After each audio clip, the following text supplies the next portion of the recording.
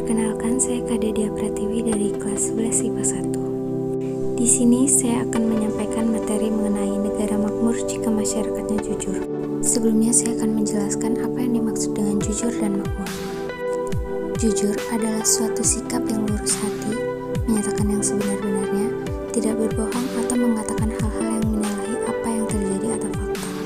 Kejujuran sangat dibutuhkan karena dengan jujur orang dapat percaya dan tidak ragu pada kita. Karena di Indonesia ini tidak kekurangan orang pintar, hanya saja kekurangan orang yang jujur. Sedangkan menurut Kamus Besar Bahasa Indonesia, makmur berarti serba kecukupan dan tidak kekurangan. Makmur bisa juga diartikan sebagai keadaan yang mencukupi kebutuhan dasar, dan dengan keadaan tersebut kita bisa merasa puas. Salah satu contoh negara yang sudah dapat dikatakan makmur yaitu Denmark. Mengapa demikian? Berikut beberapa alasan mengapa Denmark dikatakan negara makmur. Pertama, pekerja yang menganggur di Denmark dibayar 90% dari gajinya selama 2 tahun. Yang kedua, yaitu waktu kerja per minggu sangat pendek. Orang Denmark rata-rata hanya bekerja selama 36 jam per minggu dengan gaji $46.000 per tahun. Sudah begitu, pekerja Denmark punya hak libur 5 minggu per tahun.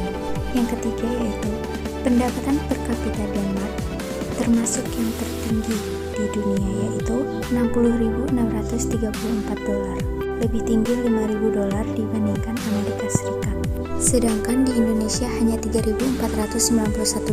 Keempat, mahasiswa dibayar $900 per bulan untuk menghadiri kuliah. Dan yang terakhir yaitu tingkat ketimpangan pendapatan di Denmark termasuk yang paling rendah di dunia. Rasio Gini negara berpendudukan 5,6 juta jiwa ini hanya 0,25. Lantas, mengapa Indonesia belum bisa dikatakan negara maju? Karena tingkat pendapatan per kapita dan tingkat pendidikan di Indonesia masih rendah. Tingkat kesehatan di Indonesia juga masih rendah. Indonesia belum bisa memanfaatkan sumber daya yang telah disediakan, dan juga Indonesia masih bergantung dengan negara lain. Korupsi juga menjadi salah satu alasan Indonesia belum bisa maju. Salah satu penyebab korupsi di Indonesia adalah masih bertahannya sikap primitif terhadap praktik korupsi karena belum ada kejelasan mengenai batasan bagi istilah korupsi. Adanya sifat serakah dalam diri manusia dan himpitan ekonomi serta self-esteem yang rendah dapat membuat seseorang melakukan korupsi.